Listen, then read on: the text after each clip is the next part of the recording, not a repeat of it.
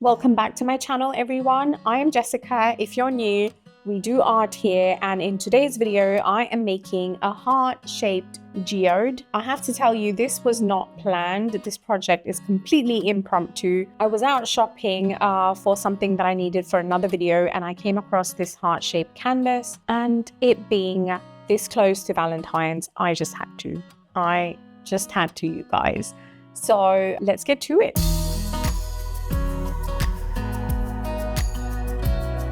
So this is the heart canvas that I stumbled upon, and I thought it was so cute. I had to get it. I also did get these mini canvases. I'll show you why in a minute, but I'm only going to use, it's a 2-pack. I'm only going to use one. Now, essentially what I want to do is create a rip in the heart and have like a crystal-y portion going down inside the heart. So what we're going to do is fix this little canvas at the back of our main canvas, and then obviously we have something where we can fill our crystals into. It's not a new technique. I have seen it done previously several times, and again, like I said, this wasn't the plan, but it's just what I've decided to do.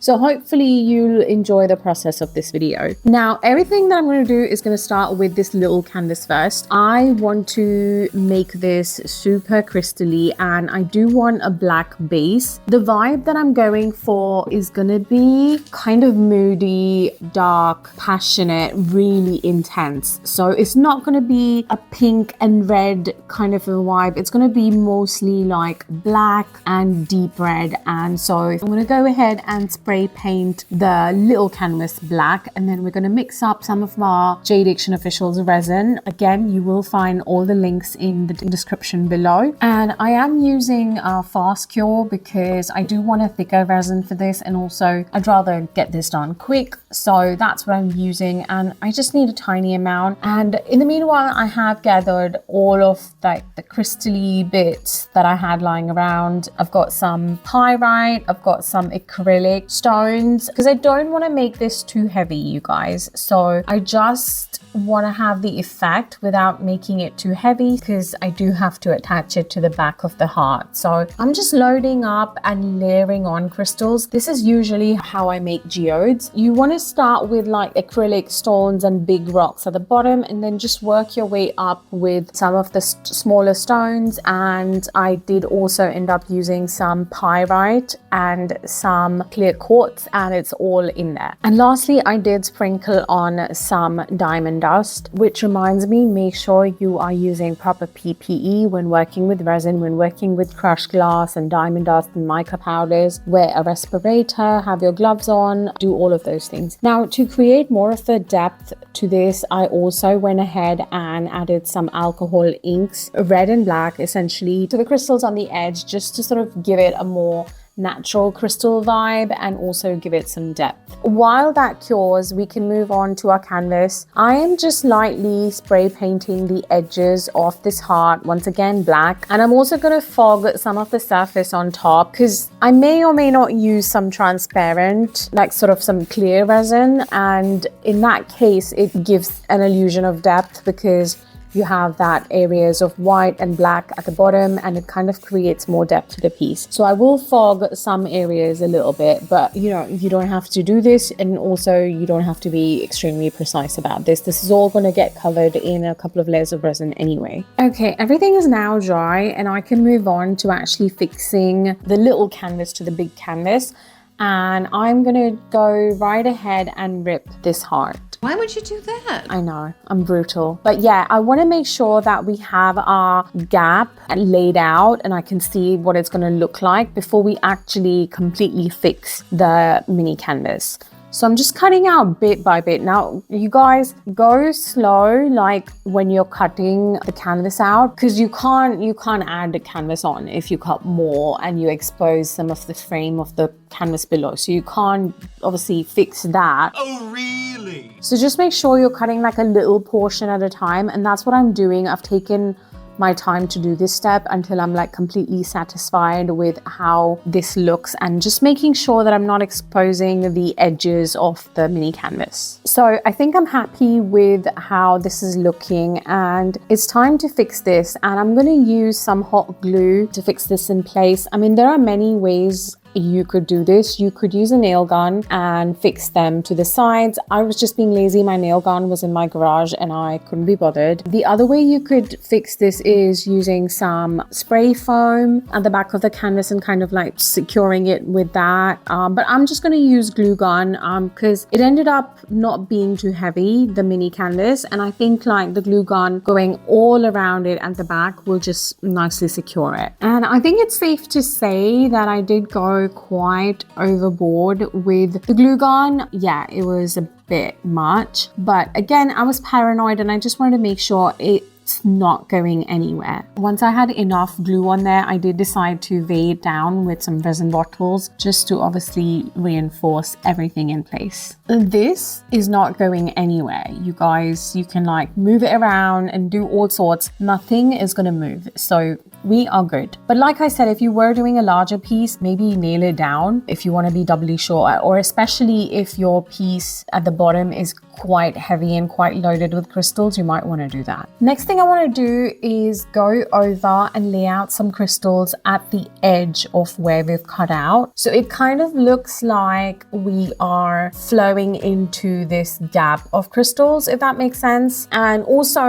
you know, then you don't have to worry about the tatty cut off edge of the canvas. So that's going to take care of covering that bit as well. So again, I've just mixed up some small amount of resin and I'm just going to layer up my rocks with acrylic stones and quartz and pyrite and all of those on top of each other. And while I adorn this heart, I want to thank Nat from Australia. Thank you so much, Nat, for commenting and watching and liking my videos. I appreciate you guys so much. And it's coming from the bottom of my heart, you guys. So I know making a geode usually is a multi-step process. It goes on for days depending on the complexity of it. So we're going to leave this to cure, but before we do that, I'm once again going to add some red alcohol ink around the edge of the stones that we put in, so it kind of like ties in with what we did at the bottom. So we'll be back to hopefully resin the top of this once this is cured.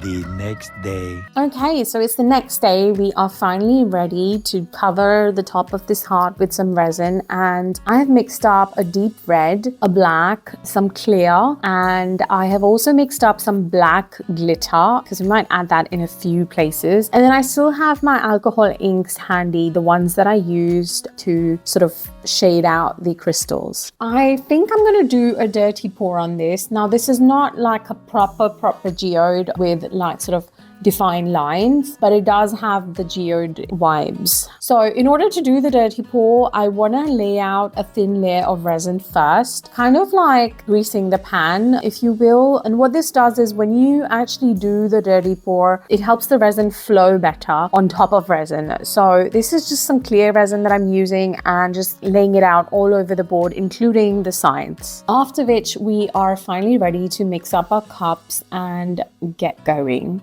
I personally like to mix smaller batches of cups. That way I can see what's coming out and have better control. For example, that big central line that I did at first was quite heavily black, and then the rest of it coming out was kind of that deep red. So this way I can keep making my cups according to what I have. So my next cup might be a little bit more red, and so on and so forth. Now I did decide to add like a big streak of some alcohol ink. Again, I think this could create some fun effects, and I just thought I'll play around and see what it does. It might create some sort of veins and like, because alcohol pushes out the resin. So I thought it might be fun to just add a few bits here and there. The other tip I can give you when making something like this or when doing a dirty pour, make sure you have enough resin, because you don't want to be in a position where you're trying to sort of rub it on into areas and stuff. You want it to flow. You want it to self-level by itself on the entire surface. So just make sure you have enough resin ready, or you're prepared to use a ton of resin when doing something like this. And again, guys, just continue to play with it until you're happy with how everything looks. That's literally what I'm doing right now. I'm just adding some color here and there, mixing up some bits, adding a few veins. I haven't still used my black glitter. I wanted everything to kind of settle in because I only want to use it as an accent. So I want the rest of the board to be covered completely, and then I can go in with some accent veins of the glitter. So I'm going to give this a quick torch and we can do just that. And I'm just dripping some of it along certain areas to kind of highlight them. And that's it. I don't want this piece to be anything blingy, or I want it to be a dark, moody piece. So the glitter itself is pretty subtle as well. Lastly, if you're happy with it, just make sure you go around and make sure all your edges are covered. You are probably wondering why I haven't taped this or worried about the edges yet. So with a dirty pour, because I'm using a ton of resin, I'm hoping that this is going to flow over the edges, and I'm seeing that it's going to do that quite well because I have a thicker resin that I'm using. And for the drips at the bottom, I will show you and I will give you the tip that I use so you don't have to do any sanding. So I'm going to pop the bubbles and leave this to thicken up for a good 2 hours. And then I'm going to come back and show you how I deal with the edges. 2 hours later. So my resin is pretty thick and it's stopped dripping. So I can go ahead now and clean up the bottom of the canvas. And all you need to do for that is just spray on some isopropyl alcohol onto a glove and just go around and rub it at the bottom. And that way you won't get those big blobs and you won't have to do any sanding. That's genius. Okay, so our resin is now dry. However, there are some gaps. Let me bring you close and show you. There are some, if you look super close, there are some gaps there and one in this corner here. So if you really look down, you can see those gaps, and I'm not a fan. So I do want to come and fix those and add some more crystals there. But that's easy to sort out. Before that, the sun's out. So what I want to do is just fix the back of this. Because I did go over with the alcohol on the back and on the edges look fine. So all I want to do is spray paint the back black. So that's what I'm going to do now. Okay, so the back looks a little bit more presentable now, and I'm going to go ahead with my glue gun and add the crystals to the areas that were kind of naked, just to make sure that whatever angle you look at this piece from, the inside is completely covered in crystals. After which I am ready to show you what this looks like. Now, I didn't give this a flood coat. You could. I mean, my coat on here is perfect, which rarely happens. Usually it takes a few coats, so there's no need to flood coat this. In fact, if I decide to sell this and if someone purchases it, I might actually do a nice flood coat before I actually sell this. But for now, let me show you what it looks like. I am obsessed with this piece. I am absolutely in love, rightfully, with this. It turned out exactly how I imagined. It's intense, it's passionate, it's dark, it's stunning. Like, I love the red peeking through. I will bring you close and show you. There's some glitter veins running through, but those crystals, you guys, those crystals, they're everything. I hope you've enjoyed this video, and I shall see you in the next one. Bye. If you've enjoyed this video, YouTube thinks you will like this one too, so go check it out.